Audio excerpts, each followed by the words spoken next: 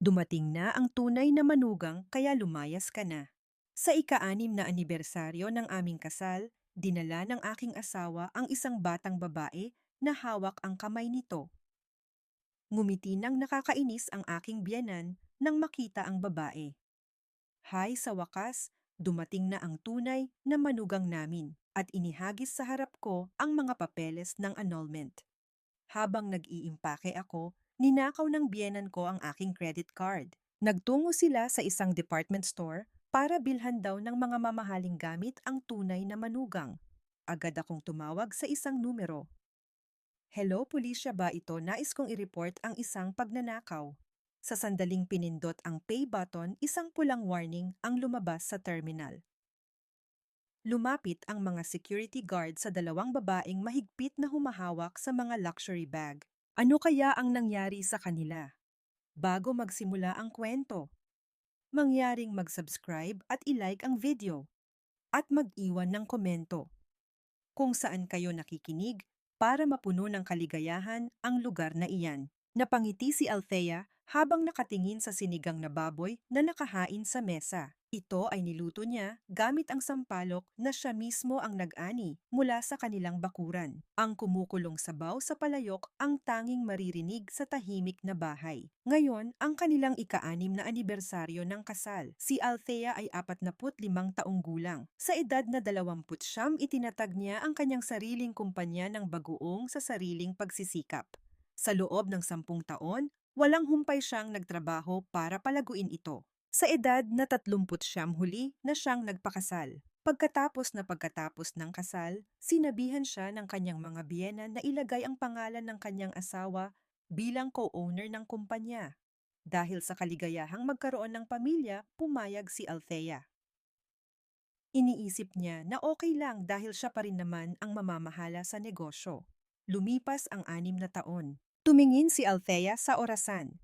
Alas 7 na ng gabi, oras na para umuwi ang kanyang asawang si Marco. Tinanggal ni Althea ang kanyang apron, isinabit ito sa upuan at humarap sa salamin. Inayos niya ang kanyang nagulong buhok at naglagay ng light lipstick. Isang banayad na ngiti ang gumuhit sa kanyang mukha sa salamin.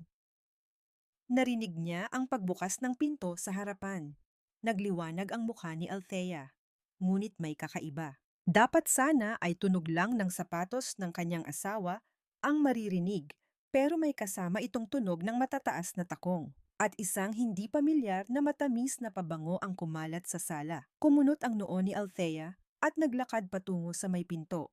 Natigilan si Althea sa kanyang nakita. Nakatayo roon ang kanyang asawang si Marco. Sa tabi niya ay isang batang babae na hindi pa niya nakikita nakakapit sa braso nito. Ang babae ay mukhang nasa early 30s. Nakasuot ito ng maikling palda at matataas na sapatos at mayabang na nakatayo na para bang sarili niyang bahay iyon. Nanlamig ang buong katawan ni Althea. Pero hindi pa iyon ang katapusan. Sa likod ng babae lumitaw ang kanyang biyenan. Ang 72 taong gulang na si Elena ay mahigpit na hawak ang kamay ng batang babae na para bang isang pinakahihintay na panauhin na may ngiting nakakagalit. Tulala si Althea na nakatingin sa eksena. Hindi niya maintindihan ang nangyayari. Nagsalita ang kanyang biyenan. Aba, nandito na pala ang tunay naming manugang. Sa isang salitang iyon, nanigas ang buong katawan ni Althea.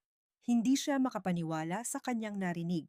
Tunay na manugang. Kung ganoon, ano siya? Ngumisi ang batang babae at tiningnan si Althea mula ulo hanggang paa. Dahan-dahang bumaba ang kanyang tingin na para bang tumitingin sa isang walang kwentang bagay. Nagsimulang manginig ang mga kamay ni Althea. Hindi man lang tumingin sa kanya si Marco. Nagtanggal lang ito ng sapatos, pumasok sa sala at umupo sa sofa. Walang emosyon ang kanyang mukha. Kahit na nasa harap niya ang asawang kasama niya sa loob ng 6 na taon, para lang siyang tumitingin sa isang muebles. Hirap na nagsalita si Althea. Mahal, anong nangyayari dito?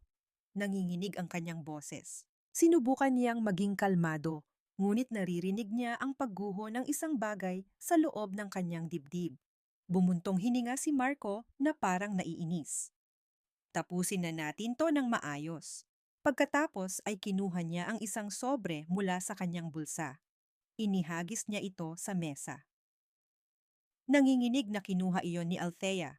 Mga papeles para sa annulment. Nagdilim ang paningin ni Althea. Hindi niya mabasa ng maayos ang mga letra. Kumakabog ng malakas ang kanyang puso at nanghihina ang kanyang mga binti, na para bang babagsak siya anumang oras. Sa sandaling iyon lumapit ang kanyang biyenan. Ang kulubot nitong mukha ay puno ng galit. Isang babaeng baog, anong makukuha mo? Umalingaw-ngaw ang matinis na boses ng kanyang biyenan sa sala. Hindi makahinga si Althea. 6 na taon na niyang naririnig ang mga salitang iyon, ngunit ngayon parang mga punyal itong tumusok sa kanyang puso. Itinuro siya ng kanyang biyenan at sumigaw. Dahil sa'yo, hindi magkakaanak ang lahi namin. Paano mo nasisikmurang kumain? Bulok siguro ang matris mo kaya hindi ka magkaanak. Namula ang mga mata ni Althea. Ngunit hindi siya umiyak. Nagtiimbagang siya at nagtimpi. Hindi tumigil ang kanyang biyenan. Ang maliit na negosyo mo ay pinalaki lang ng anak ko. Wala kang pag-aari kahit isang kutsara sa bahay na to. Nagsara ang mga kamao ni Althea. Bumaon ang kanyang mga kuko sa kanyang palad, ngunit hindi niya naramdaman ang sakit. Isang nag-aalab na galit ang bumalot sa kanyang buong katawan. Simula noong 20 anyos siya, gumigising siya tuwing madaling araw para mag-aral ng mga recipe.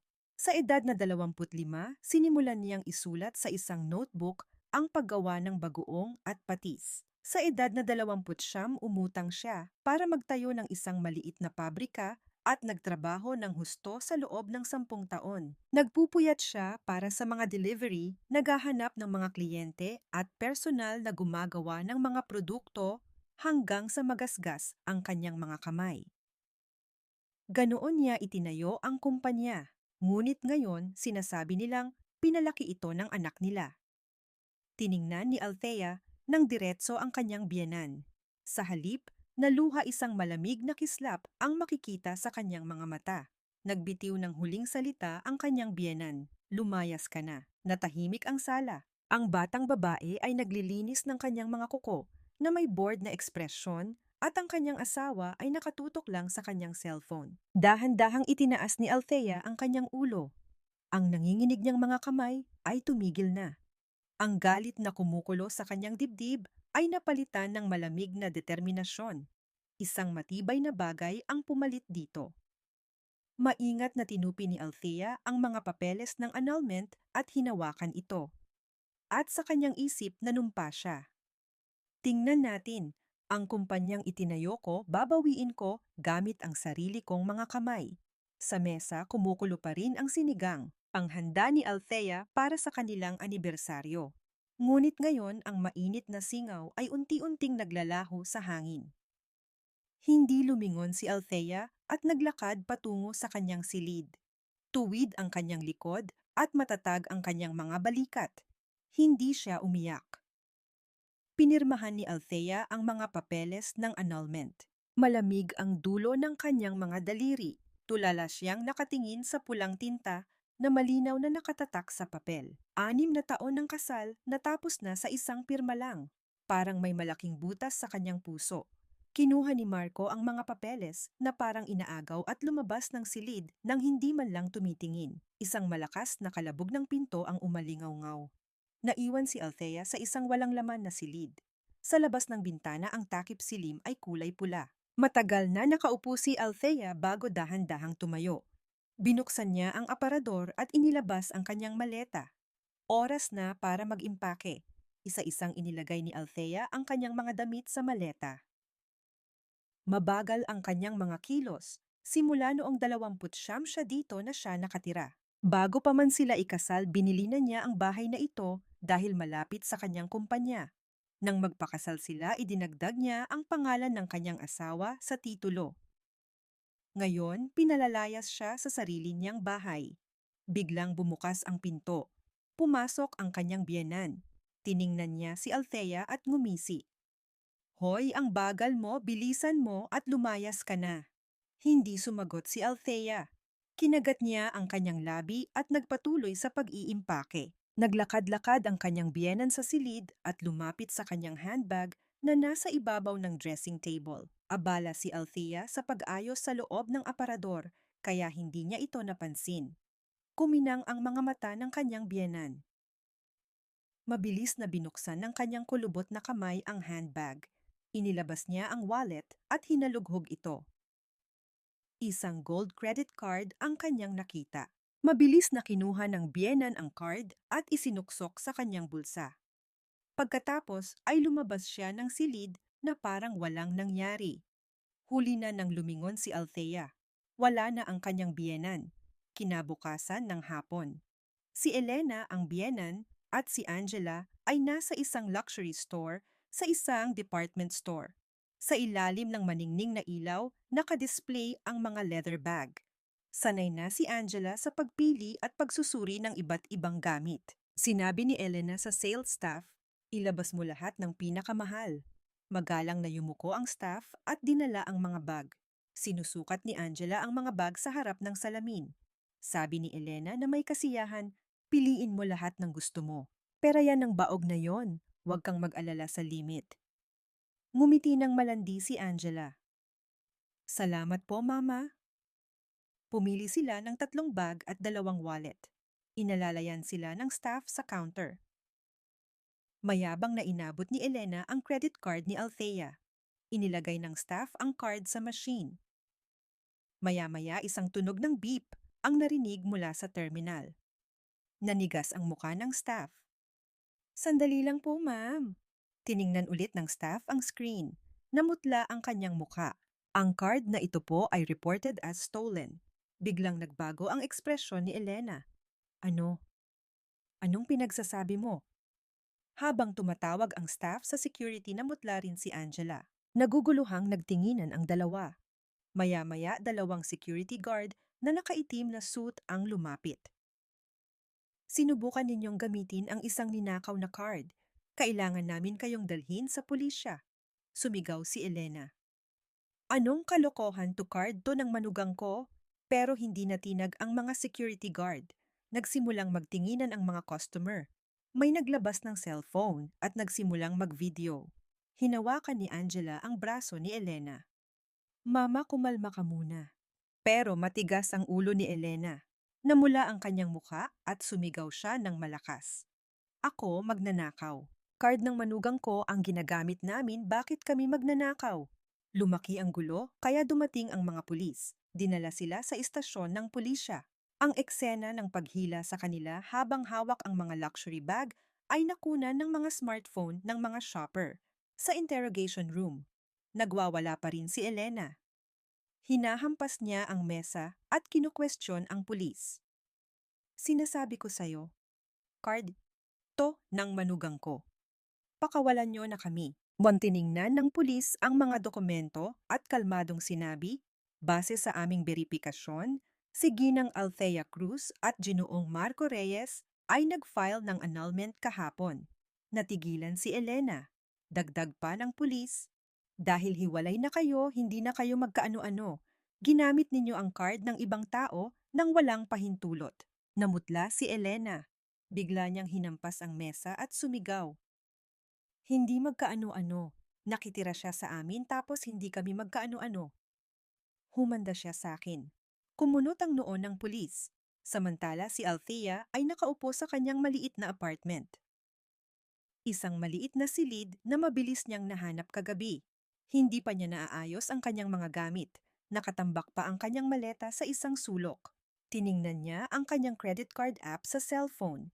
May notification ng attempted transaction. Department store luxury goods, 870,000 piso. Ngumisi si Althea. Kaninang umaga nang buksan niya ang kanyang wallet, napansin niyang nawawala ang kanyang card. Bigla niyang naalala ang pagpasok ng kanyang biyenan sa kanyang silid. Agad niyang tinawagan ang credit card company para i-report na nawawala ito. Tumunog ang kanyang cellphone. Tawag mula sa istasyon ng pulisya. Si Ginang Althea Cruz po ba ito na nag-report ng ninakaw na card na huli na po namin ang mga gumamit nito? Pagkababa ng tawag, tumingin si Althea sa labas ng bintana. Kahit maliit ang apartment, gumaan ang kanyang pakiramdam. Kagabi, parang nawala na sa kanya ang lahat. Ang kanyang asawa, ang kanyang bahay, pati na ang kanyang dignidad. Ngunit ngayon, May naramdaman siyang muling nag-aalab sa kanyang dibdib.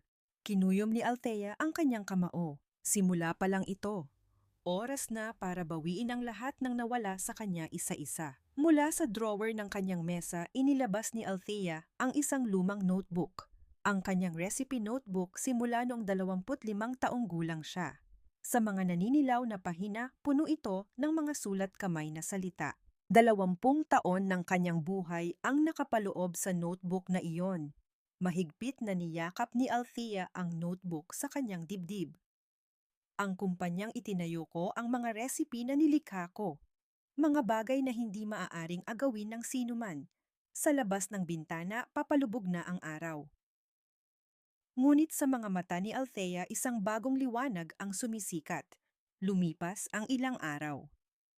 Hindi makatulog si Althea sa kanyang maliit na apartment. Nakatitig lang siya sa kisame malalim ang iniisip. Gusto niyang bawiin ang kumpanya pero hindi niya alam kung saan magsisimula. Alam niyang hindi niya ito kaya mag-isa. Kailangan niya ng tulong. Biglang may isang tao siyang naalala. Si David, ang accountant na humawak ng finances ng Althea's Best sa loob ng 6 na taon. Tahimik pero masipag na tao. Kasama na niya ito sa kumpanya bago pa man siya ikasal. Kinuha ni Althea ang kanyang cellphone at tinawagan si David. Kinabukasan ng hapon pumunta si Althea sa opisina ni David. Maayos ang kanyang opisina. Nakasalansan ng maayos ang mga dokumento sa kanyang mesa at sa isang pader ay puno ng mga libro tungkol sa accounting. Tumayo si David para salubungin si Althea. Sa edad na 47, nakasuot siya ng malinis na polo. Sa likod ng kanyang salamin makikita ang pag-aalala sa kanyang mga mata.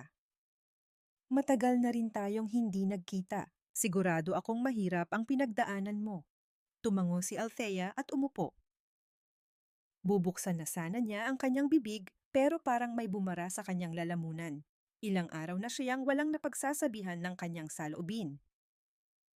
Tahimik na inabutan siya ni David ng isang basong tubig. Uminom si Althea at dahan-dahang nagsalita. Sir David, gusto ko sanang malaman ang sitwasyon ng kumpanya. Anong nangyari habang wala ako? Bahagyang nagbago ang ekspresyon ni David. Tila nag-alinlangan siya sandali bago kumuha ng isang folder mula sa kanyang drawer. Sa totoo lang ito rin ang sasabihin ko sa'yo. Inilatag ni David ang mga dokumento. Isang ledger na puno ng mga numero. May mga bilog na pulang tinta sa ilang bahagi. Matagal ko na ring alam ito. Hindi nagsisinungaling ang mga numero. Ngunit tiningnan ni Althea ang mga dokumento. Itinuro ni David ang mga pulang marka. Lahat ng ito ay kahina-hinala. Mga perang lumabas sa pangalan mo pero hindi lehitimong gastos. Nanlaki ang mga mata ni Althea. Naglabas si David ng isa pang dokumento. May mga ebidensya rin ng pagtatayo ng isang pekeng kumpanya para pataasin ang presyo ng mga raw materials. Ang sobrang pera ay napupunta sa kung saan. Nanginginig ang mga kamay ni Althea habang binabasa ang mga dokumento. Habang siya ay nagpupuyat para palaguin ang kumpanya, ang kanyang asawa ay nagnanakaw ng pera sa likod niya. Magkano lahat? Nag-atubili si David bago sumagot. Sa pagtaya ko, mahigit 3 milyong piso. Posibleng mas malaki pa. Napapikit si Althea. Kumukulo ang kanyang dugo pero pinilit niyang kumalma. Hindi ito ang oras para magpadala sa emosyon. Kinuha ni Althea mula sa kanyang bag ang isang lumang notebook. Ang kanyang recipe notebook mula nung 25 taong gulang siya. Ito lang ang meron ako. Mga recipe na isinulat ko sa loob ng 20 taon at mga orihinal na kontrata sa mga unang kliyente. Maingat na kinuha ni David ang notebook. Tiningnan niya ang bawat naninilaw na pahina. Sapat na ito. Mapapatunayan natin kung kanino talaga ang mga pangunahing asset ng kumpanya. Isang kislap ng pag-asa ang sumilay sa mga mata ni Althea. Habang inaayos ni David ang mga dokumento, sinabi niya, hindi magiging madali ang laban na ito. Matagal at magastos. Sigurado ka ba? Hindi nag-alinlangan si Althea. Oo naman. Ako ang nagtayo ng kumpanyang ito. Lalaban ako hanggang sa huli. Tumango si David. Isang determinadong tingin din ang sumilay sa kanyang mga mata. Tutulong ako. Sabay nating kolektahin ang mga ebidensya. Nagsimula silang magplano. Anong mga dokumento ang kailangan, saan makakakuha ng ebidensya, isa-isa nilang inayos. Palubog na ang araw. Ang sinag ng takip silim ay pumasok sa bintana. Biglang tumayo si David at may kinuha sa kanyang bag. Isang lunchbox. Nagtatakang tumingin si Althea. Inilagay ni David ang lunchbox sa harap ni Althea at sinabi, "Ako ang nagluto nito kaninang umaga. Kailangan mong kumain ng maayos para may lakas kang lumaban." Tulala si Althea na nakatingin sa lunchbox. Nang buksan niya ito, umuusok pa. Maayos na nakalagay ang kanin at ulam. Naluha siya. Sa loob ng 6 na taon ng kanilang kasal, hindi man lang siya narinig ng ganitong salita mula sa kanyang asawa. Hindi man lang siya tinanong kung kumain na ba siya o kung pagod ba siya. Laging si Althea ang nag-aalaga, hindi siya ang inaalagaan. Ngayon, isang halos estranghero ang nag-aalala para sa kanya. Namula ang mga mata ni Althea. Yumuko siya para itago ang kanyang mga luha. Mahinang sinabi ni David, "Okay lang umiyak. Walang makakakita sa'yo dito." Sa isang salitang iyon, bumuhos ang mga luhang pinipigilan ni Althea. Tahimik na dumaloy ang mga luha sa kanyang pisngi. Ang lahat ng hinanakit na kinimkim niya sa loob ng ilang araw ay biglang lumabas. Walang imik na naghintay si David. Nanatili siya sa kanyang tabi hanggang sa tumahan siya. Pagkaraan ng ilang sandali, pinunasan ni Althea ang kanyang mga luha at sinabi, "Salamat, maraming salamat." Kalmadong sumagot si David, "Walang anuman, matagal na rin akong binabagabag nito." Kumuha ng isang kutsarang kanin si Althea. Ang mainit na kanin ay natunaw sa kanyang bibig. Kakaiba, parang nagkaroon siya ng lakas. Dumidilim na sa labas. Ngunit sa puso ni Althea, parang may isang ilaw na sumindi. Hindi siya nag-iisa. Mayroon na siyang kasama sa laban. Ibinaba ni Althea ang kanyang kutsara at tumingin kay David. "Sir David, mananalo tayo." Tumango si David. "Oo naman. Sasamahan kita hanggang sa huli." Nagtama ang kanilang mga mata. Tahimik silang tumango sa isa't isa. Nagsisimula pa lang ang laban. Lumipas ang isang linggo. Araw-araw nagkikita sina Althea at David para ayusin ang mga dokumento. Ang opisina ni David ay naging parang war room na. Sa pader nakadikit ang organizational chart ng kumpanya at ang flowchart ng pera, at sa mesa ay nakatambak ang mga folder. Isang gabi, nagtatrabaho pa rin sila hanggang hating gabi. Nakatingin si David sa computer screen at nagsalita. "Nag-imbestiga ako tungkol sa babaeng iyon." Tumingala si Althea. "Si Angela?" Tumango si David at kumuha ng ilang papel mula sa printer. Ibinigay niya ito kay Althea. "Angela Santos, 34 na taong gulang, lisensyadong accountant." Kinuha ni Althea ang mga papel. Sa unang pahina may larawan ni Angela. Ang mukhang nakita niya sa department store. Isang ngiting mapanlinlang ang nakaimprenta. Sumenya si David na buklatin ang susunod na pahina. Nanlaki ang mga mata ni Althea nang buklatin niya ito. "Ano to?" Nasa screen ang isang kopya ng desisyon ng korte. Estafa, 1 taon at 6 na buwang pagkakakulong, 2019. Paliwanag ni David, 2 beses na siyang nakulong dahil sa marriage scam. Target niya ang mga mayayamang lalaki, magpapanggap na buntis para makakuha ng pera. Hindi makapaniwalang binasa ulit ni Althea ang dokumento. Bawat salita ay tumatatak sa kanyang isipan. Naglabas si David ng isa pang dokumento. Ang unang biktima ay isang negosyante. Nagpanggap si Angela na buntis at nagpakasal sila, pero nalaman kalaunan na peke ang pagbubuntis. Nakakuha siya ng 500,000 piso bilang danyos. Nanigas ang mga labi ni Althea. Ang pangalawa ay isang doktor.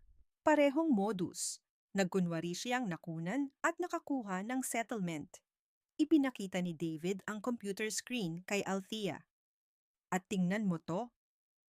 Isang internet forum page ang nasa screen. Ang pangalan ng forum ay "Mga Biktima ni Angela Santos." Nanlaki ang mga mata ni Althea. Mayroon pa siyang victims group. Tumango si David. May 23 miyembro. Lahat sila ay biktima ni Angela. May mga lalaking biktima at mga pamilya nila. Nag-scroll si Althea sa mga post. Sunod-sunod ang mga kwento ng mga biktima. Habang nagbabasa, lalong naninigas ang kanyang muka. Nawala lahat ng ipon ko. Nagkawatak-watak ang pamilya ko. Nagbabayad pa rin ako ng utang hanggang ngayon. Hindi maalis ni Althea ang kanyang tingin sa screen. Nanikip ang kanyang dibdib. Ang sakit na dinanas ng mga biktima ni Angela ay ramdam sa bawat salita. Mahinang sinabi ni David, professional siya. Kapag may target siya, masusi niyang iniimbestigahan. Perpekto ang kanyang pag-arte. Bumuntong hininga si Althea. Kaya pala nahulog ang asawa ko sa kanya. Pagkasabi nito, napangisi siya. Kakaiba ang pakiramdam na sabiing asawa ko. Hindi na sila mag-asawa. Tumingin si David kay Althea. Si Marco ay lubos na naloloko. Ang target talaga ni Angela ay ang kumpanya. Tumango si Althea. Ngayon nagkakaroon na ng linaw ang lahat. Hindi si Marco ang target ni Angela sa simula pa lang kundi ang Althea's best. Nalaman niya ang halaga ng kumpanya at nilapitan si Marco. Isang mangmang na lalaki ang kanyang nilinlang para makuha ang kumpanya. Kakaibang emosyon ang naramdaman ni Althea. Galit at pagkasuklam ang magkahalo. Ngunit sa loob nito, may kakaibang awa. Awa para kay Marco. Isang taong kasama niya sa loob ng 6 na taon, niloloko ng isang scammer. Siyempre, hindi ibig sabihin na patatawarin niya ito. Bumulong si Althea, hindi ka panipaniwala. Tumango si David. Mayroon pa. Tumingin si Althea. Hinaan ni David ang kanyang boses. May mga kilos mula sa biyenan mo. Mukhang kinukumbinsi siya ni Angela. Nanliit ang mga mata ni Althea. Anong kilos? Naghalungkat si David sa mga dokumento. May impormasyon na kumukuha ang biyenan mo ng kopya ng titulo ng kanyang bahay. Tumawag din daw siya sa isang real estate agent. Biglang naguluhan si Althea. Ibinebenta ba ng biyenan niya ang bahay o isasangla alinman sa dalawa siguradong si Angela ang nasa likod nito? Napangisi si Althea. Pati pala mo ari-ari dirian ng biyenan ko target ni Angela. Tumango si David. Malamang, pareho ang pattern. Gagamitin ang lalaki para makuha ang yaman ng pamilya. Tumingin si Althea sa labas ng bintana. May mga bituin sa madilim na kalangitan, kakaibang pakiramdam. Ang biyena na labis na ng api sa kanya ay malapit ng mabiktima ng isang scammer. Siyempre wala siyang obligasyong tumulong. Ngunit may isang bahagi sa kanyang puso na nalungkot. Umiling si Althea. Hindi ito ang oras para sa mga ganitong pag-iisip.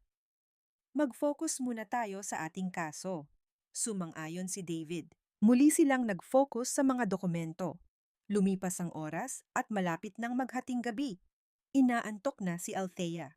Ilang araw na siyang walang maayos na tulog. Dahan-dahang yumuko ang kanyang ulo hanggang sa makatulog siya sa mesa. Tumingala si David. Nakita niyang tulog na si Althea at tahimik siyang tumayo. Kinuha ni David ang kumot na nakasabit sa sofa. Maingat niyang ikinumot ito sa mga balikat ni Althea. Bahagyang gumalaw si Althea pero hindi nagising. Sandaling tiningnan ni David ang mukha ni Althea. Kahit tulog, bakas pa rin ang pagod sa kanyang mukha. May maitim na bilog sa ilalim ng kanyang mga mata. Bumulong si David, "Huwag mong pilitin ang sarili mo." At bumalik siya sa kanyang upuan at tahimik na inayos ang mga dokumento.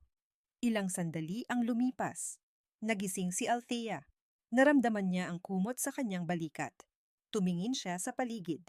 Si David ay nag-aayos ng mga dokumento sa kanyang mesa. Hawak-hawak ang kumot, nagtanong si Althea. Ikaw ba ang nagkumot sa akin? Lumingon si David. Oo, baka ka magkasipon. Naramdaman ni Althea ang init sa kanyang dibdib. Isang maliit na bagay, ngunit matagal na siyang hindi nakakatanggap ng ganitong pag-aalaga. Ngumiti si Althea at sinabi, Sir David, hindi na tayo estranghero. Ang ma'am ay masyadong formal. Tawagin mo na lang akong Althea. Bahagyang nagulat si David, na mula ang kanyang mga tainga. Sige, Althea. Ngumiti si Althea. Tawagin mo na rin akong David. Nahihiyang ngumiti si David. Sige. Isang magaan na hangin ang namagitan sa kanila. Tiningnan ni David ang orasan. 2:00 na ng madaling araw. Tama na muna sa ngayon. Tumango si Althea. Oo nga, tumayo si Althea at tumingin sa labas ng bintana. Ang buwan ay nasa madilim na kalangitan. Ngayon niya nalaman ang tunay na pagkatao ni Angela. Isang kahinaan ng kalaban ang kanilang natuklasan. Kinuyom ni Althea ang kanyang kamao. Dahan-dahang nagbabago ang takbo ng laban. Mayroon na silang isang bagong sandata. Lumingon si Althea kay David at sinabi, "Salamat, David." Kalmadong sumagot si David. "Mag-ingat ka, bukas ulit." Tumango si Althea at lumabas ng opisina.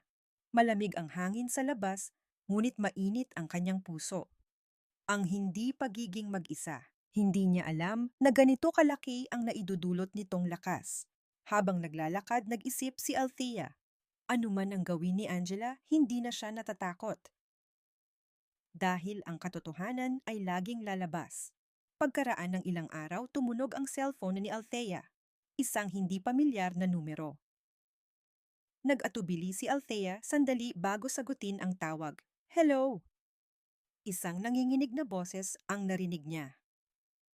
Ako po si Isabel, ang bookkeeper ng Althea's Best. Ma'am, dating ma'am? May kailangan po akong sabihin sa inyo. Nanlaki ang mga mata ni Althea. Si Isabel ay isang empleyado na kasama niya mula pa noong nagsisimula ang kumpanya.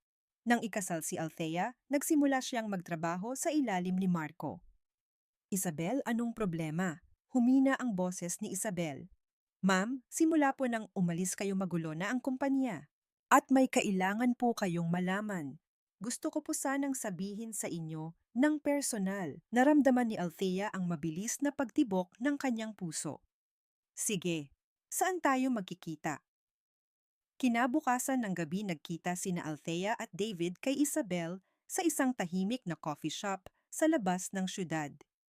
Si Isabel ay isang 32 taong gulang na empleyado. Karaniwan siyang masayahin at palakaibigan, ngunit ngayon ay maputla ang kanyang mukha. May maitim na bilog sa ilalim ng kanyang mga mata. Lumingalinga si Isabel bago umupo. Mahigpit niyang hawak ang isang sobre. Mahinang nagtanong si Althea, "Anong problema? Mukhang hindi ka okay." Yumuko si Isabel. Matagal siyang nag-alinlangan bago magsalita. "Ma'am, patawad po. Alam ko po ang mga ginagawa ni Sir Marco." Tahimik na tiningnan ni Althea si Isabel. Nangingilid ang mga luha sa mga mata ni Isabel. "Sinunod ko lang po ang utos niya, pero nalaman ko na mali pala. Galit na galit po ako na sinisira niya ang kumpanyang pinaghirapan ninyo." Nanginginig na inilapag ni Isabel ang sobre sa mesa. "Ito po palihim ko pong tinipon." Binuksan ni Althea ang sobre. Sa loob ay may isang USB at isang tumpok ng mga dokumento. Sinuri ni David ang mga dokumento. Lalong nanlaki ang kanyang mga mata. Ito ay isang ledger ng kickbacks. Tumango si Isabel. Opo, ito po ang ledger na hiwalay na pinamamahalaan ni Sir Marco. Lahat po ng perang hindi nakasulat sa opisyal na ledger ng kumpanya ay nandyan. Binuklat ni Althea ang mga dokumento. Puno ito ng mga numero. May mga halaga na tumutugma sa mga minarkahan ni David ng pulang tinta dati. Itinaas ni David ang USB. Ano naman to? Sumagot si Isabel. Mga recording po yan. Palihim ko pong ni-record ang mga utos sa akin ni Sir Marco.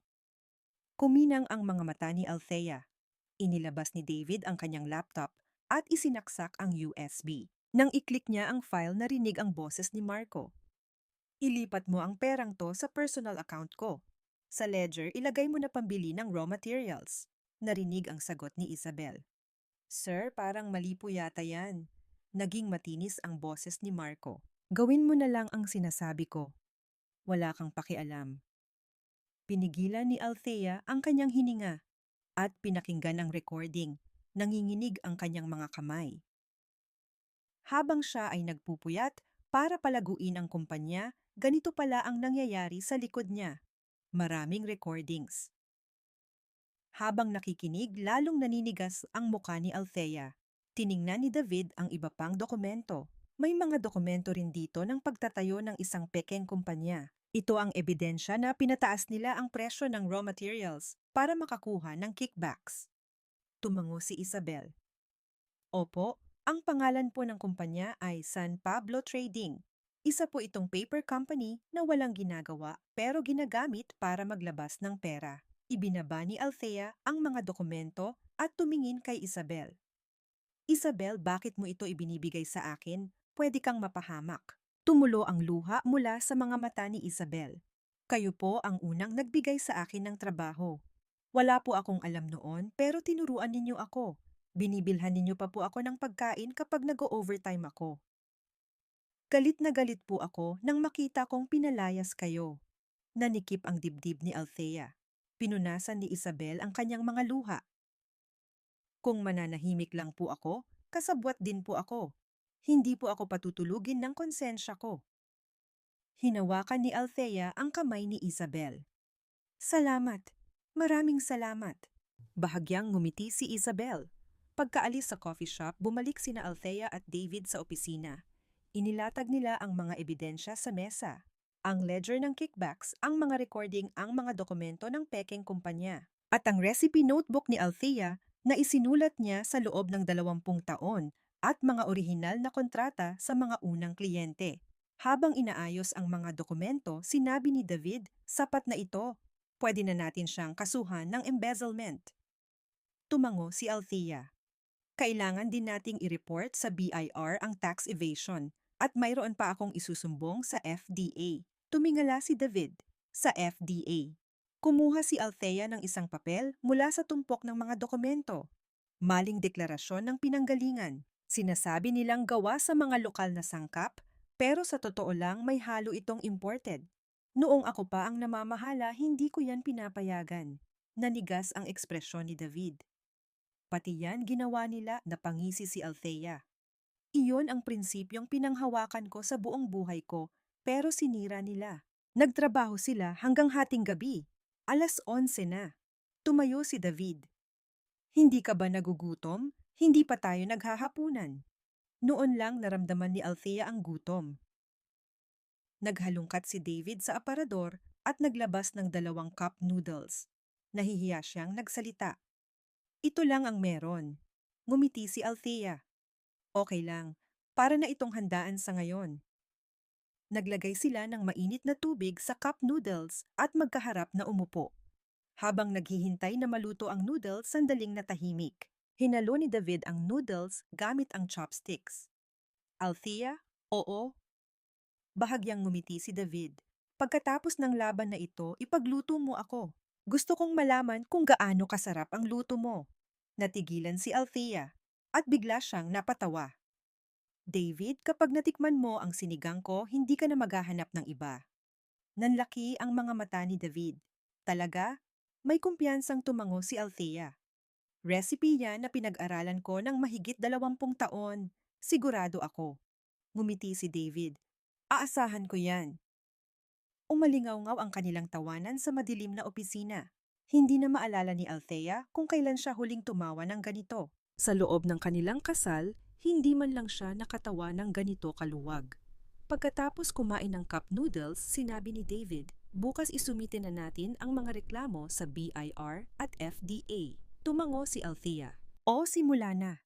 Tumingin si Althea sa labas ng bintana. Ang mga bituin ay nagniningning sa kalangitan. Ang mga ebidensyang matagal nilang tinipon ay sa wakas magkakaroon na ng silbi. May takot, ngunit may isang mainit na bagay na kumukulo sa kanyang dibdib. Tiningnan ni Althea ang recipe notebook na nasa mesa, ang notebook na sinimulan niyang isulat noong 25 taong gulang siya. Sa mga naninilaw na pahina, nakapaloob ang kanyang buhay. Ang notebook na ito ang kanyang sandata, ang tunay niyang pag-aari na hindi maaaring agawin ng sinuman. Tahimik na nanumpa si Althea. Babawiin ko. Ang kumpanyang itinayo ko, ang mga prinsipyong pinanghawakan ko, lahat ng nakapangalan sa akin. Tumingin si David kay Althea. Althea, mananalo tayo. Laging nananalo ang katotohanan. Tumango si Althea. Oo, mananalo tayo. Lumalalim na ang gabi. Ngunit ang kanilang mga mata ay nagniningning ng higit kailanman. Malapit nang magsimula ang laban. Lumipas ang 15 araw matapos isumite ang mga reklamo. Balisa si Althea habang naghihintay. Tuwing umaga pagising niya, cellphone agad ang tinitingnan niya. Baka may balita na. Ngunit wala. Pinakalma siya ni David. Matagal ang investigasyon. Huwag kang magmadali. Tumango si Althea pero hindi pa rin siya mapakali. Nag-aalala siya kung maayos bang pinoproseso ang kanyang reklamo o baka binabalewala lang. Isang umaga, may text message si Althea mula sa isang dating katrabaho. Ma'am, nandito po sa opisina ang BIR, nagkakagulo po. Kumabog ang puso ni Althea. Nagsimula na. Sa oras na iyon nagkakagulo sa head office ng Althea's Best. 6 na tax investigator na nakaitim na suit ang biglang dumating. May dala silang mga briefcase at laptop. Nagmamadaling lumabas si Marco mula sa kanyang opisina. Maputla ang kanyang muka. Anong nangyayari dito? Inabot ng isang investigator ang isang dokumento. Search warrant po ito para sa tax investigation. Imbestigahan namin ang Althea's Best dahil sa hinalang tax evasion. Nanghina ang mga binti ni Marco. Dumiretso ang mga investigator sa accounting department. Kinumpis kanila ang mga computer at inilagay ang mga dokumento sa mga kahon. Tulala ang mga empleyado habang pinapanood ang eksena. Lumapit si Marco sa isang investigator. Sandali lang mukhang may hindi pagkakaunawaan. Malamig na sumagot ang investigator. Malalaman natin kung may hindi pagkakaunawaan pagkatapos ng investigasyon. Kinagat ni Marco ang kanyang labi pero hindi na nagsalita. At pagkaraan ng 2 oras, dumating ang isa pang grupo. Mga investigator naman mula sa Food and Drug Administration. Dumiretso sila sa pabrika. Isa-isa nilang sinuri ang mga produkto sa bodega. Tiningnan ang label ng pinanggalingan at kumuha ng mga sample. Mabilis na lumabas ang resulta. Nahuli ang maling deklarasyon ng pinanggalingan. I-recall lahat ng produkto. Namula ang mukha ni Marco. Tumutulo ang pawis sa kanyang noo. Pagkakamali lang yan. Nagkamali ang empleyado. Pero hindi siya pinansin ng mga investigator. Sa labas ng kumpanya, nagtipon na ang mga taga-media. Nag-flash ang mga kamera at inilapit ng mga reporter ang kanilang mga mikropono. Totoo po ba ang alegasyon ng tax evasion sa Althea's Best? Ano po ang masasabi ninyo tungkol sa maling deklarasyon ng pinanggalingan? Tumakbo si Marco papasok sa kanyang opisina para iwasan ang media. Isinara niya ang pinto at napaupo sa kanyang upuan. Nanginginig ang kanyang mga kamay. Tumunog ang kanyang cellphone.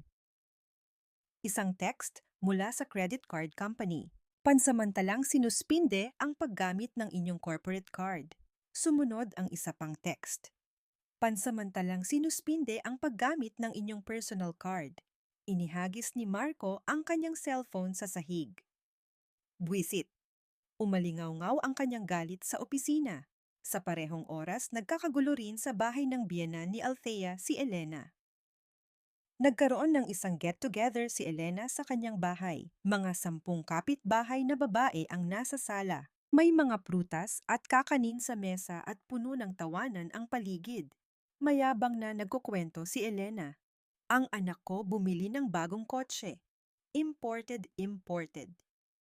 Humanga ang mga babae. Biglang may nag-doorbell. Nang buksan ni Elena ang pinto, may mga hindi pamilyar na tao.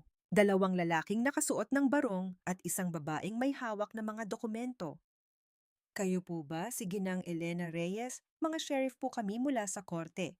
Nandito po kami para sa writ of attachment. Nanigas ang mukha ni Elena. Ano? Anong sabi ninyo? Pumasok ang mga sheriff. Nagbulungan ang mga babae sa sala. Tiningnan ng isang sheriff ang mga gamit sa sala. Isang 65 pulgadang TV. Isang pulang sticker ang idinikit sa TV. Isang set ng imported na leather sofa. Idinikit din ang sticker sa sofa. 5 luxury bag. Sumigaw si Elena. Huwag akin yan. Hinawakan ni Elena ang braso ng sheriff. Pero hindi natinag ang sheriff. Kung lalaban po kayo, kakasuhan namin kayo ng obstruction of justice. Nag-alisan ang mga babae. Nagbulungan sila. Diyos ko, ganyan na pala sila. Lagi kasing mayabang. Napaupo si Elena sa sahig. Wala siyang magawa kundi panoorin ang pagdikit ng mga pulang sticker sa kanyang mga gamit. Samantala, nasa ikalawang palapag ng bahay ni Elena si Angela. Narinig ni Angela ang gulo sa ibaba. May kakaibang nangyayari. Dahan-dahan siyang sumilip mula sa hagdanan. Nakita niya ang mga sheriff na nagdidikit ng mga sticker. Nanlamig ang mga mata ni Angela. Mabilis siyang nakapag-isip. Naintindihan niyang wala na siyang makukuha sa bahay na ito. Mabilis na bumalik si Angela sa kanyang silid. Binuksan niya ang aparador at hinanap ang vault ni Elena. Ilang araw na niyang alam ang password. Sa loob ng vault, may mga pera, gintong singsing at gintong kwintas. Hindi nag-atubili si Angela. Inilagay niya lahat sa kanyang bag at sinubukang tumakas sa likod bahay. Ngunit pagbukas niya ng pinto, natigilan siya. May mga hindi pamilyar na tao sa labas. 3 lalaki, 2 babae. Masama ang kanilang mga tingin. Nagsalita ang isang lalaki. Ikaw ba si Angela Santos? Matagal ka na naming hinahanap. Namutla si Angela.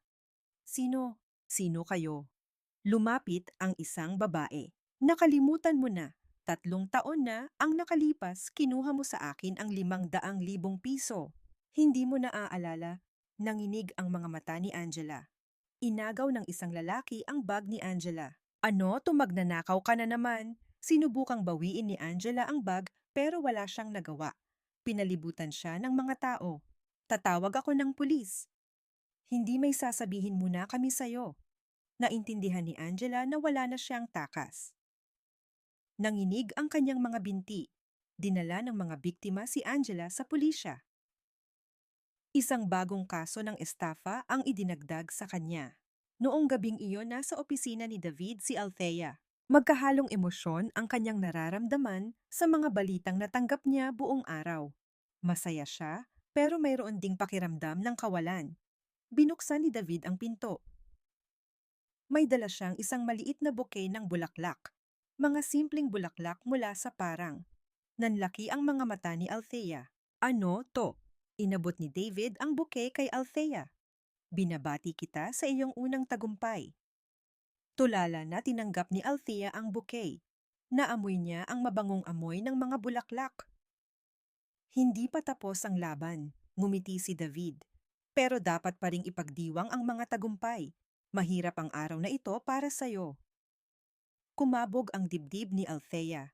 Kailan siya huling nakatanggap ng bulaklak bago at pagkatapos ng kasal, hindi man lang siya nakatanggap ng isang bulaklak mula sa kanyang asawa. Niyakap ni Althea ang bouquet at bahagyang ngumiti. Salamat, David. Ngumiti ng malumanay si David. Ikaw ang naghirap. Tumulong lang ako. Tumingin si Althea sa labas ng bintana. Palubog na ang araw. Ang sinag ng takip silim ay kulay pula sa loob ng opisina. Maraming nangyari ngayong araw. Ang kumpanya ni Marco ay iniimbestigahan, ang bahay ng kanyang biyenan ay inilit. At si Angela ay nahuli ng kanyang mga biktima. Ang kastilyo ng kasinungalingan na kanilang itinayo ay unti-unting gumuho. Ngunit alam ni Althea, simula pa lang ito. Malayo pa ang lalakbayin. Para mabawi ang kumpanya, marami pang laban ang kakaharapin. Ibinaba ni Althea ang bouquet at tumingin kay David. David, ano ang susunod nating gagawin? Tumango si David. Ngayon, kailangan na nating simulan ang legal na proseso. Maghahanda tayo para sa kasong embezzlement at sa pagbawi ng shares. Matatag na tumango si Althea. Sige, lalaban ako hanggang sa huli. Tumingin si David kay Althea. May init sa kanyang mga mata. Sasamahan kita hanggang sa huli. Nagtinginan sila at ngumiti. Sa labas dumidilim na, pero sa loob ng opisina ay may mainit na hangin. Tahimik na nanumpa si Althea. Mananalo ako.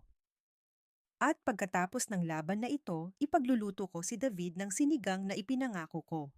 Mukhang maayos ang lahat.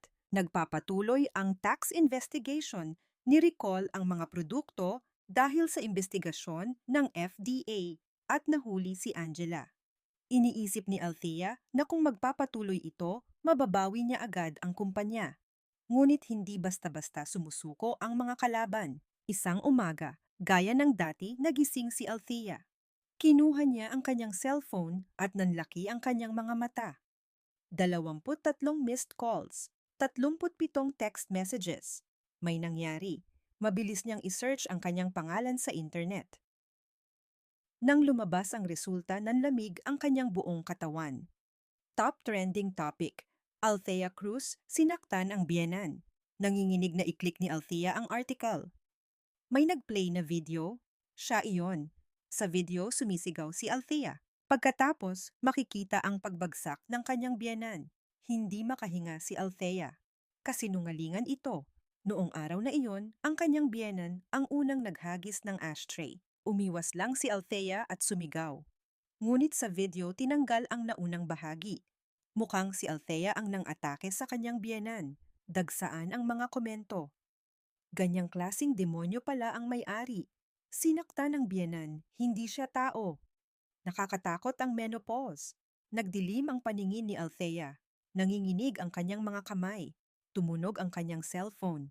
Si David. Althea, nakita mo na?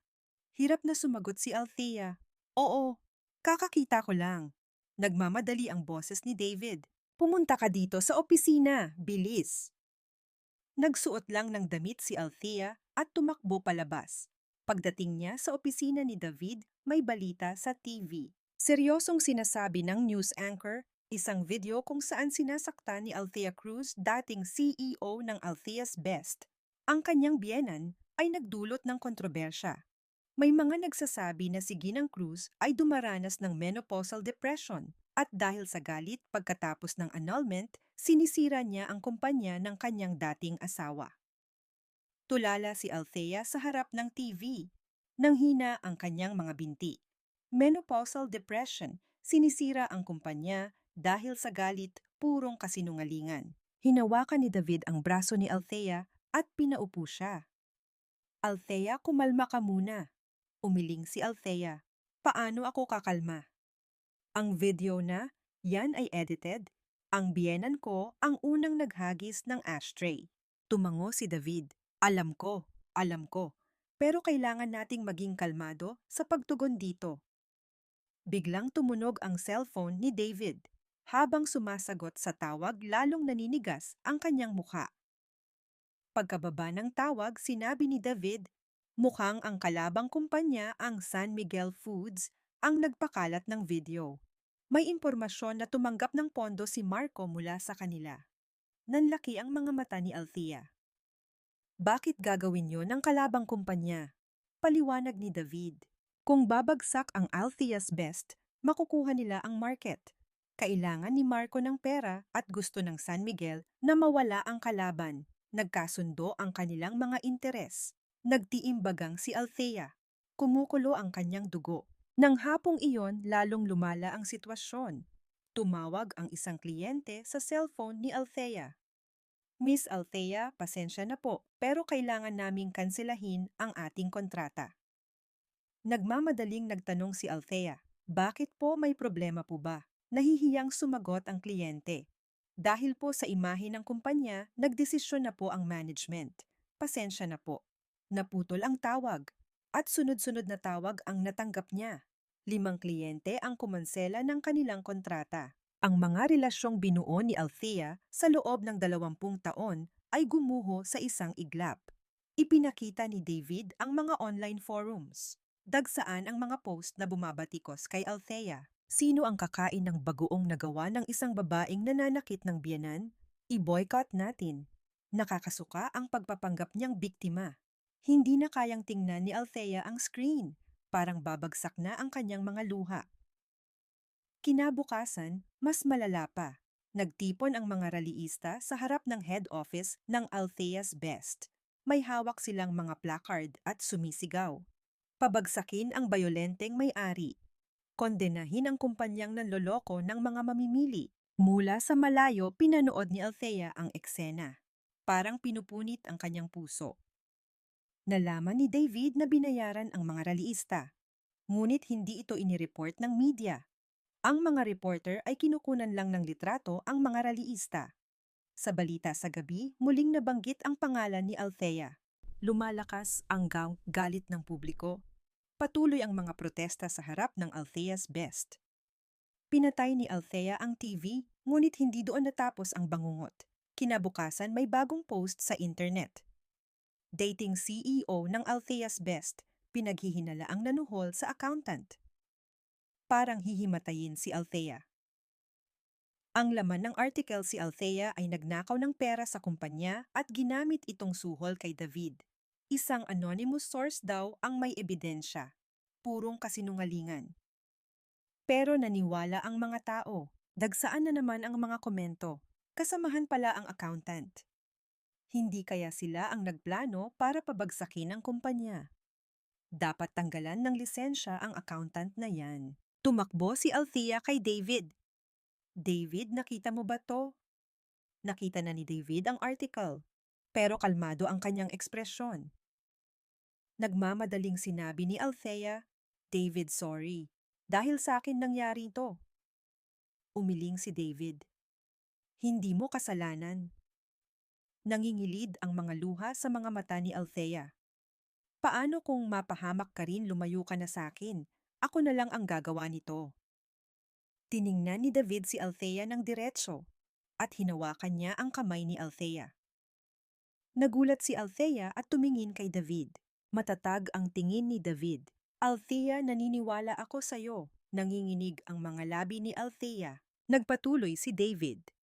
"Alam ko na sa simula pa lang na hindi magiging madali ang laban na ito, na hindi mananahimik ang kalaban." Hindi makapagsalita si Althea. Mahigpit na hinawakan ni David ang kamay ni Althea. "Sasamahan kita hanggang sa huli, anuman ang mangyari." Bumuhos ang luha mula sa mga mata ni Althea. Ang mga luhang pinipigilan niya ay bumagsak na. Isang salitang hindi niya narinig mula sa kanyang asawa sa loob ng 6 na taon. "Naniniwala ako sa'yo. Sasamahan kita hanggang sa huli." Hindi pa niya narinig ang mga salitang iyon. Ngunit ngayon, sinasabi ito ng taong ito sa kanya. Pinunasan ni Althea ang kanyang mga luha. Pero hindi ito tumigil. Mahinang sinabi ni David, "Okay lang umiyak. Pwede kang umiyak ngayon."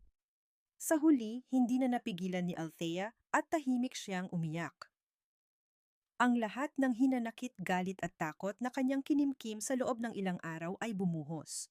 Walang imik na nanatili si David sa kanyang tabi. Mahigpit niyang hinawakan ang kanyang kamay hanggang sa tumahan siya. Pagkaraan ng ilang sandali, pinunasan ni Althea ang kanyang mga luha. "Salamat, David." Ngumiti nang malumanay si David. "Walang anuman. Magkakampi tayo." Tumingin si Althea sa labas ng bintana. Lumalalim na ang gabi. Ang sitwasyon ay pinakamasama. Tinalikuran na siya ng publiko, umalis na ang kanyang mga kliyente, at siya at si David ay pinagbibintangan ng kasinungalingan. Ngunit hindi sumuko si Althea. Mayroon pa ring katotohanan. Ang orihinal na video bago ito i-edit. Siguradong nandoon pa iyon. Kinuyom ni Althea ang kanyang kamao. "Hahanapin ko to. Ilalabas ko ang katotohanan." Hindi siya pwedeng basta-basta na lang sumuko. Tumingin si Althea kay David. "David, kailangan nating hanapin ang orihinal na video." Tumango si David. "Oo, hahanap tayo ng paraan." Muli silang tumayo. Hindi pa tapos ang laban. Madilim na ang gabi, ngunit ang kanilang mga mata ay hindi nawawalan ng pag-asa. Lumipas ang ilang araw.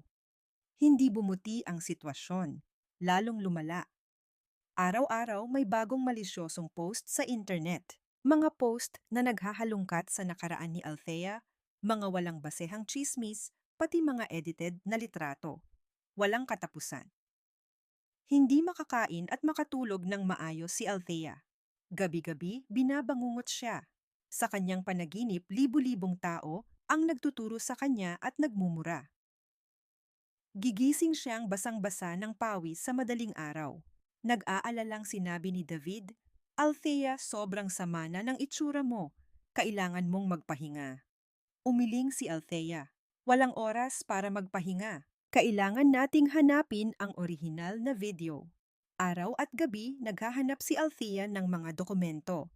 Tumawag siya sa CCTV company na nag-install ng kamera sa kanilang bahay, sinubaybayan ang pinagmulan ng video, at naghahanap ng anumang maaaring maging ebidensya. Ngunit ang kanyang katawan ay bumibigay na. Isang hapon, nasa opisina ni David si Althea, sinusuri ang mga dokumento. Biglang umikot ang kanyang paningin. Nagdodoble ang mga letra. Iling-iling si Althea para subukang magising. Ngunit walang epekto. Kumabog ng malakas ang kanyang puso. Parang naninikip ang kanyang dibdib. Sinubukan niyang huminga, pero parang walang hangin na pumapasok. Sinubukan niyang hawakan ang mesa, pero walang lakas ang kanyang mga kamay. Bumagsak siya sa sahig. Tumakbo si David. Althea, Althea, ang nag-aalalang boses ni David ay parang nanggagaling sa malayo. Unti-unting nawalan ng malay si Althea. Tumawag kayo ng ambulansya, bilis. Pagkatapos noon, wala na siyang maalala. Nang magising si Althea, isang puting kisame ang nakita niya. Nasa ospital siya. May oxygen hose sa kanyang ilong at dextrose sa kanyang braso. Lumingon si Althea. Madilim na sa labas. Gabi na. May naramdaman siyang gumalaw sa kanyang tabi, si David, nakaupo sa isang upuan sa tabi ng kama. Nakayuko siyang natutulog. Hawak niya ang kamay ni Althea. Tulala si Althea na nakatingin sa kanya. Bakas ang pagod sa mukha ni David. May mamaitim na bilog sa ilalim ng kanyang mga mata at medyo may balbas na siya. Mukhang magdamag siyang nagbantay. Nanikip ang dibdib ni Althea. Nang bahagyang gumalaw ang kanyang kamay, nagising si David. Nang makita niya si Althea, nanlaki ang kanyang mga mata. Gising ka na. Pause ang boses ni David. Gaano katagal na kaya siyang nagbabantay, hirap na nagsalita si Althea. David, anong ginagawa mo dito? Mahigpit na hinawakan ni David ang kamay ni Althea. Siyempre, dapat nandito ako. Nahimatay ka, saan pa ako pupunta? Namula ang mga mata ni Althea. Mahinang sinabi ni David, nandito lang ako. Hindi kita iiwan mag-isa. Sa mga salitang iyon, parang babagsak na ang luha ni Althea. Ngunit pinigilan niya. Anong sabi ng doktor? Sumagot si David. Dahil sa sobrang pagod at stress, kailangan mong magstay sa ospital ng ilang araw para magpahinga. Umiling si Althea. Wala akong oras para magpa-ospital. Kailangan nating hanapin ang orihinal na video.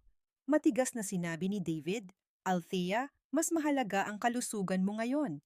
Ako na ang maghahanap ng video. Magpahinga ka muna. Sasagot sana si Althea, pero nanahimik na lang siya. Walang-wala siyang lakas. Kahit paggalaw ng isang daliri, ay nahihirapan siya. Itinaas ni David ang kumot hanggang sa balikat ni Althea. Matulog ka muna, nandito lang ako. Napapikit si Althea. Ang mainit na kamay ni David ay hawak pa rin ang kanyang kamay. Kakaiba na panatag ang kanyang loob. Matagal na niyang hindi naramdaman ang ganitong kapanatagan. Dahan-dahang nakatulog si Althea. Kinabukasan ng umaga. Nagising si Althea sa sikat ng araw na tumatama sa bintana ng kanyang silid. Tiningnan niya ang kanyang tabi. Wala si David. Ngunit may isang note sa maliit na mesa. Bibili lang ako ng almusal. Sandali lang, David. Kinuha ni Althea ang note at bahagyang ngumiti. Biglang bumukas ang pinto ng silid. Akala ni Althea si David na ang bumalik, ngunit hindi. Isang grupo ng mga taong may dalang kamera ang pumasok. Mga reporter. Kayo po ba si Ginang? Althea Cruz. Bakit po kayo na ospital? Ano po ang masasabi ninyo sa issue ng pananakit sa inyong biyenan? Na-ospital po ba kayo para makakuha ng simpatsya? Nanlaki ang mga mata ni Althea. Sunod-sunod ang flash ng mga kamera. Nasisilaw siya at hindi makatingin ng maayos. Hinila niya ang kumot para takpan ang kanyang mukha.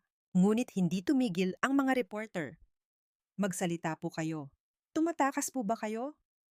Tumakbo ang isang nurse. Nasa ospital po kayo, lumabas po kayo. Nagkagulo. Sa gitna nito, hindi tumigil ang tunog ng mga kamera.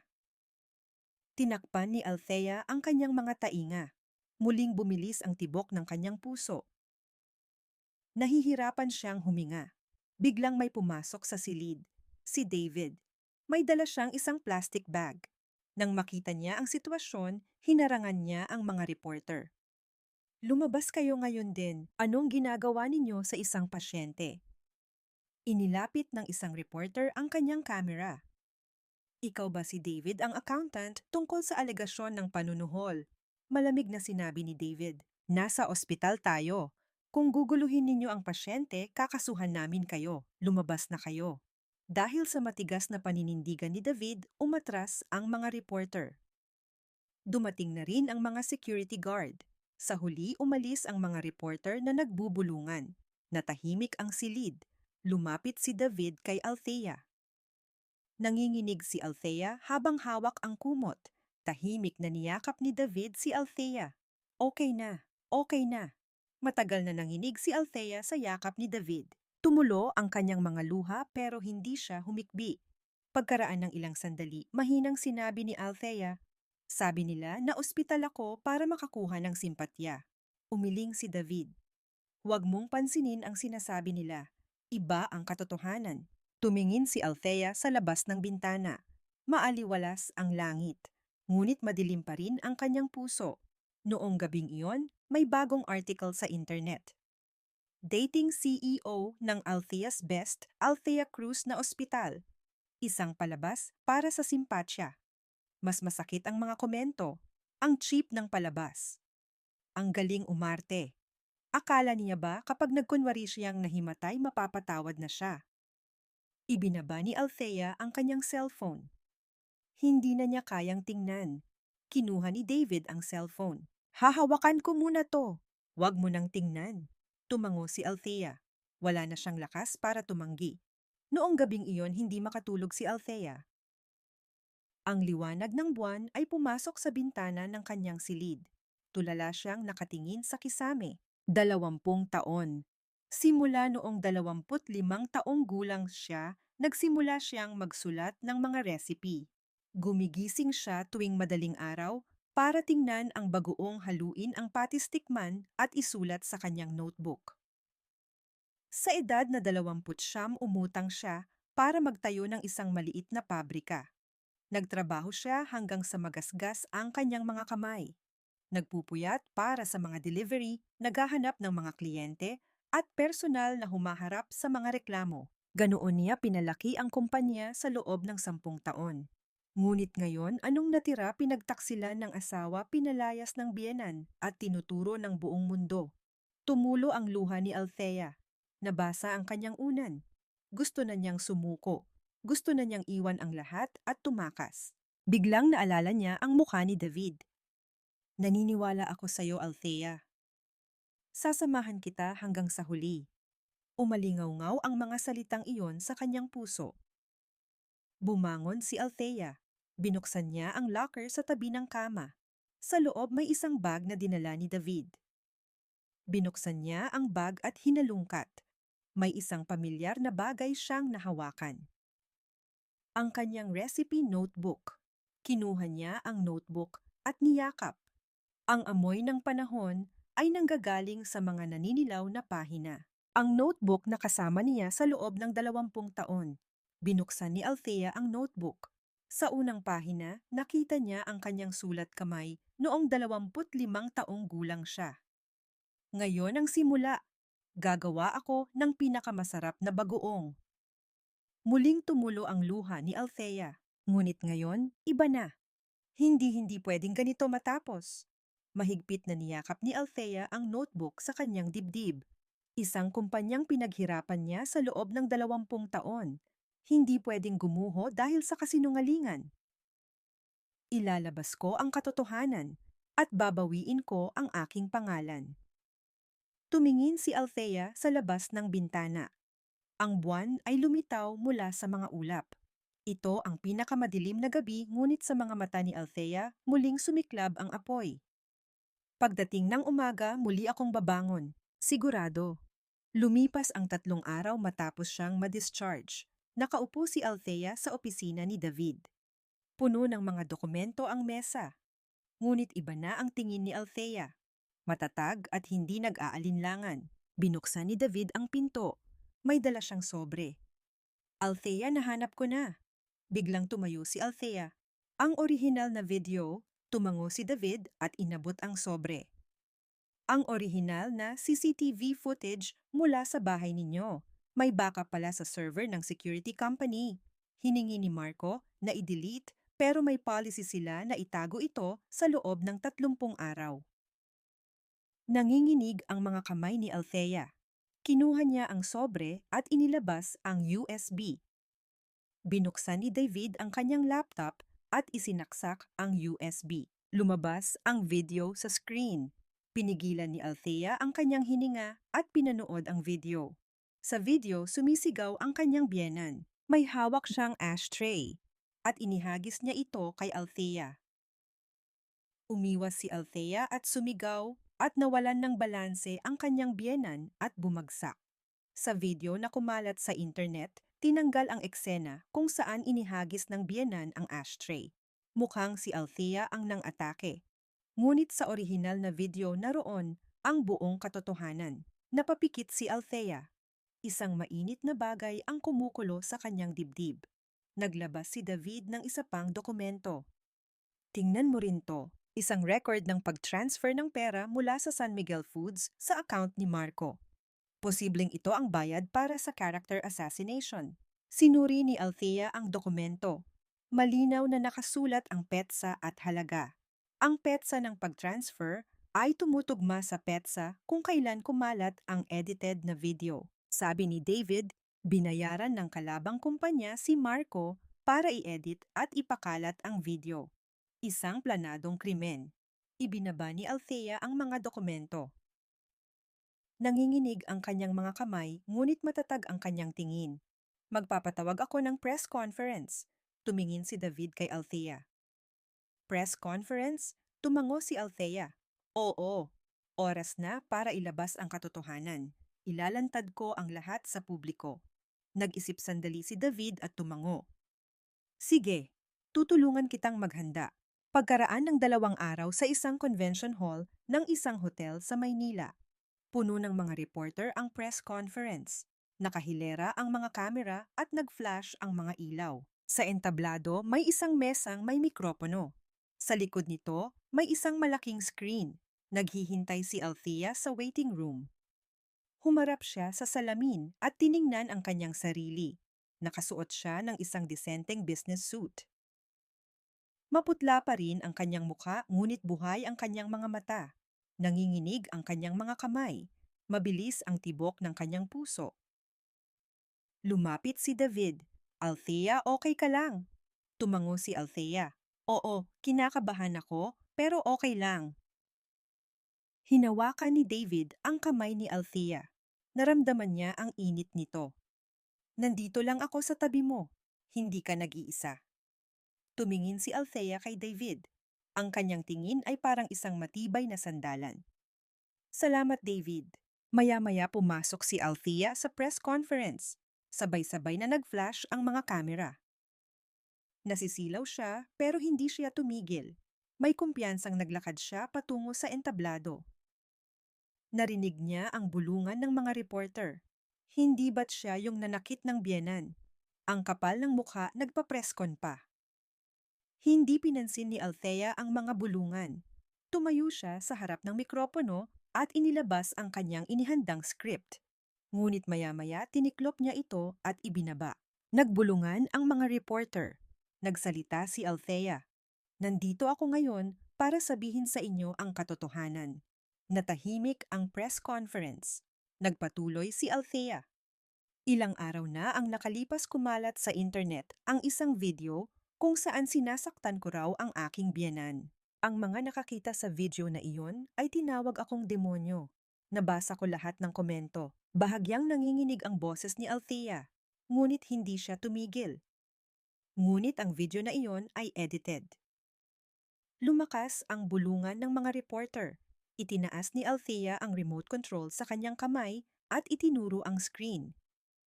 Ngayon ipapakita ko ang orihinal na video. Nag-play ang video sa screen. Sa video, sumisigaw ang biyenan ni Althea. at kinuha niya ang ashtray. Nanlaki ang mga mata ng mga reporter. Inihagis ng biyenan ang ashtray kay Althea. Umiwas si Althea at sumigaw at nawalan ng balanse ang biyenan at bumagsak. Nagkagulo ang press conference. Sabi ni Althea, sa video na kumalat sa internet, tinanggal ang eksena kung saan inihagis ng biyenan ang ashtray. In-edit ito para magmukhang ako ang nang-atake. Itinaas ng isang reporter ang kanyang kamay. Saan po galing ang orihinal na video na yan? Sumagot si Althea, iyan po ang orihinal na CCTV footage mula sa aming bahay. Nakuha po namin ang backup mula sa server ng security company. Mabilis na nagsulat ang mga reporter. Muling pinindot ni Althea ang remote. Isang bagong screen ang lumabas. Sunod ang nasa likod ng edited na video na ito. Lumabas sa screen ang isang bank transaction record. Ito po ang record ng pag-transfer ng pera mula sa San Miguel Foods sa account ng dati kong asawa si Marco Reyes. Kung titingnan ninyo ang petsa 2 araw bago kumalat ang edited na video. Nagulat ang mga reporter. Nagpatuloy si Althea. Nagkuntsabahan ang kalabang kumpanya, ang San Miguel Foods at ang dati kong asawa para siraan ako. Nagpakalat sila ng kasinungalingan para sirain ang buhay ko. Lalong nagkagulo ang press conference. Muling pinindot ni Althea ang remote. Ngayon isang voice recording ang nagplay. Narinig ang boses ni Marco. Kailangan lang nating siraan ang babaeng yan para mabayaran lahat ng utang natin. I-edit nyo lang yung video at ipakalat. Nagkagulo ang press conference. Sunod-sunod ang pagkuha ng litrato ng mga reporter. Kalmadong nagpatuloy si Althea. Simula noong 25 taong gulang ako, nag-aral ako ng mga recipe. Sa edad na 29, itinayo ko ang aking kumpanya sa sarili kong pagsisikap at nagtrabaho ako nang walang humpay sa loob ng 10 taon para palaguin ito. Bahagyang nanginginig ang boses ni Althea. Pagkatapos ng kasal, dahil sa pakiusap ng aking mga biyenan, ginawa kong co-owner ang aking asawa. At sa loob ng 6 na taon, ako pa rin ang nagpatakbo ng kumpanya. Ngunit ang kapalit ay pagtataksil. Natahimik ang press conference. Nagbago ang ekspresyon ng mga reporter. Itinaas ni Althea ang isang lumang notebook mula sa mesa. Ito ang aking recipe notebook na isinulat ko sa loob ng 20 taon. Lahat ng produkto ng Althea's Best ay nagsimula sa notebook na ito. Ito ang tunay kong yaman. Niyakap ni Althea ang notebook sa kanyang dibdib. Nandito ako para bawiin ang aking pangalan.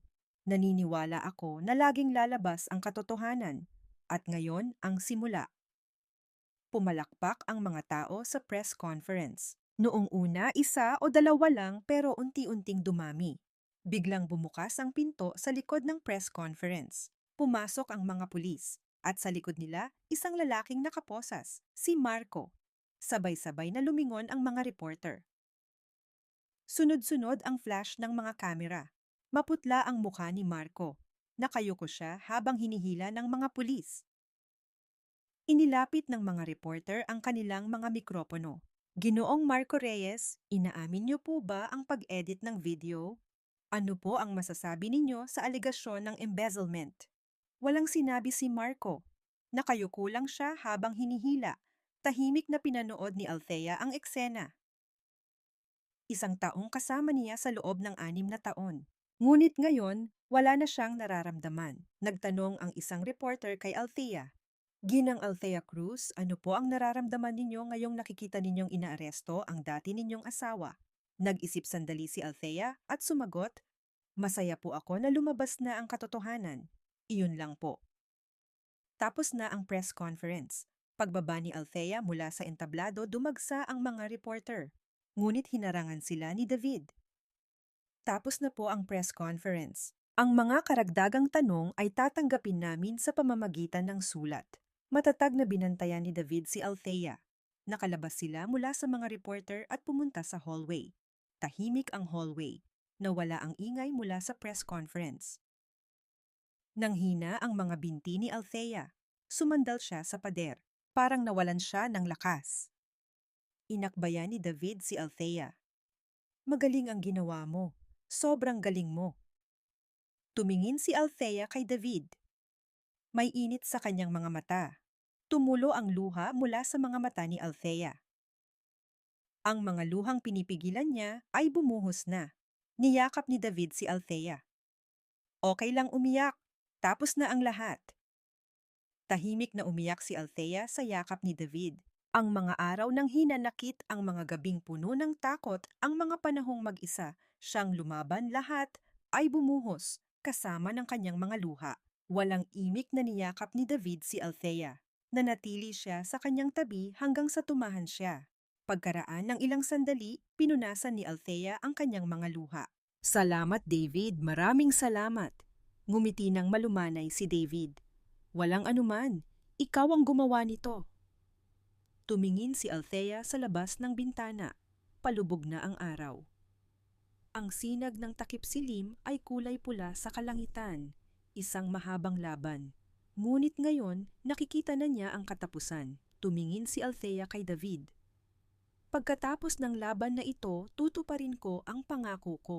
Kumunot ang noo ni David. Pangako, ngumiti si Althea. Nangako akong ipagluluto kita. Isang masayang ngiti ang gumuhit sa mukha ni David. Hihintayin ko yan. Magkatabi silang tumingin sa labas ng bintana. Ang sinag ng takip silim ay nagpainit sa kanilang mga mukha. Sa wakas, lumabas na ang katotohanan at isang bagong simula ang naghihintay kay Althea. Lumipas ang isang taon. Sa harap ng isang department store sa Makati. Isang malaking LED screen ang nagpapalabas ng isang commercial. Althea's Best, 20 taon ng tradisyon sa bawat kagat. Sa screen, masayang nakangiti si Althea. Sa tabi niya, maayos na nakalagay ang mga garapon ng bagoong at patis. Tumingala ang mga taong dumadaan sa screen. Sikat yang brand na yan ngayon. Althea's Best. Di ba't siya yung nag-press con last year? Oo, ang galing niyang babae. Sa sidewalk, sa harap ng department store, isang matandang babae ang nagtutulak ng isang kariton. Baluktot ang kanyang likod at nakasuot ng lumang jacket. Puno ng mga basura ang kanyang kariton. Si Elena. Isang taon na ang nakalipas siya ang reyna ng kanilang lugar. Ngunit ngayon, nakatira siya sa isang maliit na silid at nangangalakal ng basura para mabuhay. Tumingala si Elena sa screen. Nakita niya ang mukha ni Althea. Ang babaeng yon, naganggit-ngit si Elena. Ngunit wala na siyang magagawa. Ang kanyang anak ay nasa kulungan, ang kanyang bahay ay na-foreclose at kailangan niyang mangalakal ng basura para kumain. Yumuko si Elena at itinulak ang kanyang kariton papasok sa isang eskinita. Sa parehong oras sa isang kulungan sa Muntinlupa, naglalabas si Marco ng mga damit ng ibang preso. Namamaga ang kanyang mga kamay dahil sa pagkababad sa tubig. Hoy, Marco, labhan mo, to lahat bilis. Inihagis ng isang malaking preso ang isang tumpok ng damit. Walang imik na kinuha ni Marco ang mga damit. Dati tinatawag siyang boss. Nagmamaneho siya ng imported na kotse, nagsusuot ng mamahaling suit at naguutos sa kanyang mga empleyado. Ngunit ngayon, naglalabas siya ng damit ng ibang preso para lang makakain ng isang cup noodles. Nagtiimbagang si Marco habang naglalaba. Ngunit wala siyang masisisi. Lahat ay bunga ng kanyang mga ginawa. Samantala sa isang istasyon ng pulisya sa Maynila, hinihila si Angela na nakaposas. 3 buwan pa lang siyang nakalaya pero nahuli na naman siya sa panloloko. Ngayon, nagbahagi na ng impormasyon ang kanyang mga biktima. Ang mga biktima ni Angela Santos Forum ay may mahigit 200 miyembro na. Nang lumapit si Angela sa isang bagong target, agad na may nag-report at dumating ang mga pulis. Nakayuko si Angela habang sumasakay sa police car. Ngayon, wala na siyang takas. Noong hapong iyon, nakaupo si Althea sa kanyang bagong opisina. Mula sa bintana, tanaw ang buong Maynila. Sa kanyang mesa, may isang nameplate na may nakasulat na Althea's Best. 1 taon na ang nakalipas, hindi niya ito maiisip. Pagkatapos ng press conference, nagbago ang lahat. Binaligtad ang opinyon ng publiko. Nagsimulang suportahan ng mga tao si Althea. Sa halip na boycott, nagkaroon ng boycott. Mabilis na naubos ang mga produkto ng Althea's Best. Nanalo rin siya sa korte. Napatunayang nagkasala si Marco ng embezzlement at hinatulan ng 5 taong pagkakakulong. Nabawi ni Althea ang kanyang share sa kumpanya at pinalitan ang pangalan nito sa Althea's Best. Lumago ang kumpanya at naging isang national brand. Pumasok ito sa mga malalaking supermarket at department store at tumaas din ang online sales. Ang mga recipe at kalidad na binuo ni Althea sa loob ng 20 taon ay sa wakas nakilala na. May kumatok sa pinto. Pumasok si David. May dala siyang sobre. Althea, may oras ka ba?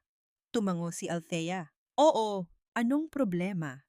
Umupo si David at inilapag ang sobre sa mesa. Nakita ko to habang nag-ayos ako. Mukhang kailangan mong makita. Binuksan ni Althea ang sobre. Sa loob may isang lumang dokumento. Isang papel na may logo ng ospital. Sinimulang basahin ni Althea ang dokumento. Ngunit sa gitna ng pagbabasa, natigilan siya. Ano to? Tahimik na sumagot si David. Mga lumang medical records ni Marco. Nakita ko lang habang nag-aayos. Binasa ulit ni Althea ang dokumento. Bawat salita ay tumatatak sa kanyang isipan. Diagnosis azoospermia. Petsa ng diagnosis, Marso 2015. Nanginginig ang mga kamay ni Althea. 2015 bago pa sila ikasal. Alam na ni Marco, bago pa man sila ikasal, nabaog siya. Nag-flashback sa isip ni Althea ang mga alaala ng nakalipas na 6 na taon. Umalingaw-ngaw sa kanyang tenga ang boses ng kanyang biyenan. Isang babaeng baog, anong makukuha mo? Dahil sa'yo, hindi magkakaanak ang lahi namin. Bulok siguro ang matris mo kaya hindi ka magkaanak. 6 na taon niyang narinig ang mga salitang iyon. Nakasalanan niya kung bakit hindi sila magkaanak na may problema sa kanyang katawan. Ganoon ang dinanas niyang pangaapi at kahihiyan. Ngunit iba pala ang katotohanan. Alam ni Marco sa simula pa lang na hindi siya maaaring magkaanak. Ngunit itinago niya ito at nagpakasal. At ipinasa niya ang lahat ng sisi kay Althea. Tumulo ang luha mula sa mga mata ni Althea. Hinanakit, galit. 6 na taon siyang tinawag na baog. Gaano kasakit iyon, gaano karaming gabi siyang umiyak mag-isa. Ngunit lahat pala ay kasinungalingan. Tahimik na hinawakan ni David ang kamay ni Althea. Althea! Tumingin si Althea kay David. Tumutulo ang luha sa kanyang pisngi. Mahinang sinabi ni David, hindi mo kasalanan. Mula simula hanggang wakas, hindi mo kasalanan. Sa mga salitang iyon, bumuhos ang iyak ni Althea.